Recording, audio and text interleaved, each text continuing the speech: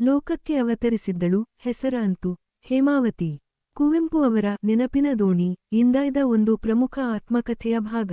ಇದು ಕುವೆಂಪು ಅವರ ಜೀವನದ ಅತ್ಯಂತ ರೋಚಕ ಮತ್ತು ದೈವಿಕ ಸಂಕಲ್ಪದಂತೆ ತೋರುವ ಘಟನೆಯೊಂದನ್ನು ಆಧರಿಸಿದ ಈ ಆತ್ಮಕಥಾಭಾಗ, ಅವರ ಜೀವನದಲ್ಲಿ ನಡೆದ ಘಟನೆಯೊಂದರ ಸುತ್ತ ಹೆಣೆದುಕೊಂಡಿದೆ.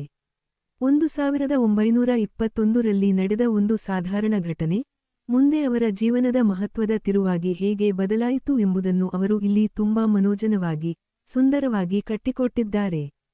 ಸಾರಾಂಶ: 1921ರಲ್ಲಿ ಕುವೆಂಪು ಅವರು 5ನೆಯ ಫಾರಂನಲ್ಲಿ, ಅಂದರೆ ಹೈಸ್ಕೂಲು 2ನೇ ವರ್ಷದಲ್ಲಿ, ಓದುತ್ತಿದ್ದಾಗ ಒಂದು ಸಲ ದಸರಾ ರಜೆಗೆಂದು ತಮ್ಮ ಹುಟ್ಟೂರು ಕುಪ್ಪಳ್ಳಿಗೆ ಹೋಗಿದ್ದರು. ಆಗ ಒಂದು ಘಟನೆ ನಡೆಯಿತು. ಅದೊಂದು ದೈನಂದಿನ ಯಃಕಶ್ಚಿತ ಸಾಧಾರಣ ಘಟನೆಯಾಗಿದ್ದರೂ, ಅನಂತರ ಕುವೆಂಪು ಅವರಿಗೆ ಅದೊಂದು ಅರ್ಥಪೂರ್ಣ ವಿಧಿನಿಯಂತ್ರಣದಂತೆ ತೋರುತ್ತದೆ.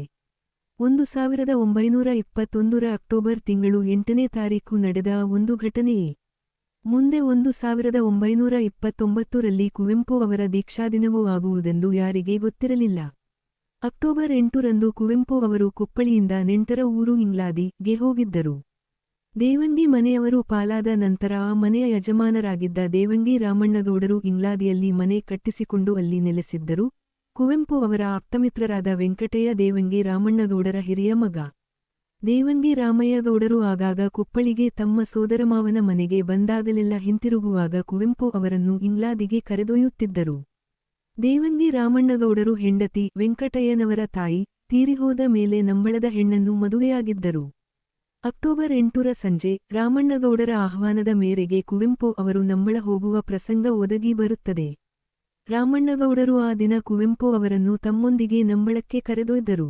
ಅಲ್ಲಿ ಗೌಡರ ಹೊಸ ಸಂಬಂಧದಲ್ಲಿ ಹೆಣ್ಣು ಮಗುವೊಂದು ಜನಿಸಿದ್ದು, ಅಂದು ಆ ಮಗುವನ್ನು ತೊಟ್ಟಿಲಿಗೆ ಹಾಕುವ ಶಾಸ್ತ್ರವಿತ್ತು. ವಿಶೇಷವೆಂದರೆ ರಾಮಣ್ಣಗೌಡರು ತಮ್ಮ ಸ್ವಂತ ಮಕ್ಕಳನ್ನು ಬಿಟ್ಟು, ನೆಂಟರ ಹುಡುಗನಾದ ಕುವೆಂಪು ಅವರನ್ನು ಮಾತ್ರ ಕರೆದೊಯ್ದದ್ದು. ಇದು ಕುವೆಂಪು ಅವರಿಗೆ ಅಂದು ಆಶ್ಚರ್ಯವನ್ನುಂಟುಮಾಡಿದ್ದರೂ, ಅದು ವಿಧಿಯ ಆಟವಾಗಿತ್ತು. ಇಂಗ್ಲಾದಿಯಿಂದ ನಂಬಳಕ್ಕೆ ಹೋಗುವ ಹಾದಿ ದಟ್ಟವಾದ ಮಲೆನಾಡ ಕಾಡು. ಕತ್ತಲೆ ಆವರಿಸುತ್ತಿರುವಾಗ, ಕೈಯಲ್ಲಿ ದೊಂದಿ ಹಿಡಿದ ಆಳು ಮತ್ತು ಕೋವಿ ಹಿಡಿದ ಮತ್ತೊಬ್ಬನ ರಕ್ಷಣೆಯಲ್ಲಿ ಕಾಲುದಾರಿಯಲ್ಲಿ ಸಾಗುತ್ತಿದ್ದರು ರಾಮಯ್ಯಗೌಡರು ಹಾಗೂ ಕುವೆಂಪು. ದಾರಿಯುದ್ದಕ್ಕೂ ಮೌನವಾಗಿ ನಡೆದ ಕುವೆಂಪು ಅವರಿಗೆ ಹಿರಿಯರಾದ ದೊಡ್ಡ ಮಾವನ ಜೊತೆ ಏನು ಮಾತನಾಡಬೇಕೆಂಬ ಸಂಕೋಚವಿತ್ತು. ದೇವಂಗಿ ರಾಮಯ್ಯಗೌಡರನ್ನು ಕುವೆಂಪು ಅವರು ದೊಡ್ಡಮಾವ ಎಂದೇ ಕರೆಯುತ್ತಿದ್ದರು. ದೇವಂಗಿ ರಾಮಣ್ಣಗೌಡರ ವ್ಯಕ್ತಿತ್ವ ತುಂಬಾ ವಿಶಿಷ್ಟವಾದುದು. ಅವರದು ಅಪ್ಪಟ ವೈಚಾರಿಕತೆಯ ಮನೋಭಾವ. ಅಂದಿನ ಕಾಲದ ಮೂಢನಂಬಿಕೆಗಳನ್ನು ವಿರೋಧಿಸುತ್ತಿದ್ದ ಅವರು, ಮೈಮೇಲೆ ದೇವರು ಬಂದಂತೆ ನಟಿಸುತ್ತಿದ್ದವನಿಗೆ ಬೆತ್ತದಿಂದ ಹೊಡೆದು ಬುದ್ಧಿ ಕಲಿಸಿದ ಧೀರರು. ಅವರದು ಕ್ರೈಸ್ತ ಪಾದ್ರಿಗಳ ಮತಾಂತರದ ಪ್ರಯತ್ನಕ್ಕೆ ಮಣಿಯದ ಸ್ವಂತಿಕೆ. ಪ್ರಜಾಪ್ರತಿನಿಧಿ ಸಭೆಯ ಸದಸ್ಯರಾಗಿದ್ದ ಅವರಿಗೆ, ಇಂಗ್ಲಿಷ್ನಲ್ಲಿ ಕವಿತೆ ಬರೆಯುತ್ತಿದ್ದ ಕುವೆಂಪು ಅವರ ಮೇಲೆ ವಿಶೇಷ ಅಭಿಮಾನವಿತ್ತು. ನಂಬಳಕ್ಕೆ ನಡೆಯುವಾಗ ದಾರಿಯಲ್ಲಿ ರಾಮಣ್ಣಗೌಡರು ಕುವೆಂಪು ಅವರ ಬಳಿ, ಹುಟ್ಟಿದ ಮಗುವಿಗೆ ಒಂದು ಹೆಸರು ಸೂಚಿಸುವಂತೆ ಕೇಳಿದರು. ಸಾಹಿತ್ಯದ ಮೇಲೆ ಒಲವಿದ್ದ ಕುವೆಂಪು ಅವರು ಆ ಮಗುವಿಗೆ ಹೇಮಾವತಿ ಎಂಬ ಹೆಸರನ್ನು ಸೂಚಿಸಿದರು. ಅಂದು ಅವರು ಸೂಚಿಸಿದ ಹೆಸರನ್ನೇ ಆ ಮಗುವಿಗೆ ಇಡಲಾಯಿತು. ಈ ಘಟನೆಯ ಅತ್ಯಂತ ಮಹತ್ವದ ಭಾಗವೆಂದರೆ, ಯಾವ ಮಗುವಿಗೆ ಕುವೆಂಪು ಅವರು ಅಂದು 1921ರಲ್ಲಿ ಹೆಸರಿಟ್ಟರೋ, ಅದೇ ಮಗುವೇ ಹೇಮಾವತಿ. ಸರಿಯಾಗಿ 16 ವರ್ಷಗಳ ನಂತರ, ಅಂದರೆ 1937ರಲ್ಲಿ ಕುವೆಂಪು ಅವರ ಧರ್ಮಪತ್ನಿಯಾಗಿ ಅವರ ಜೀವನವನ್ನು ಪ್ರವೇಶಿಸುತ್ತದೆ.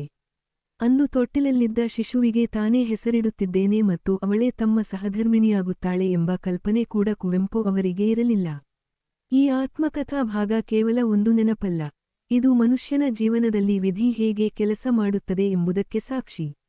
ಕುವೆಂಪು ಅವರು ಇದನ್ನು ಅರ್ಥಪೂರ್ಣ ವಿಧಿನಿಯಂತ್ರಣ ಎಂದು ಕರೆಯುತ್ತಾರೆ. ಲೋಕಕ್ಕೆ ಅವತರಿಸಿದ ಆ ಮಗು ಹೇಮಾವತಿ ಯಾಗಿ ಹೆಸರಾಂಕಿತಳಾಗಿ ಮಹಾಕವಿಯ ಜೀವನದ ಬೆಳಕಾದಳು ಎಂಬುದು ಈ ಕಥನದ ಸಾರ.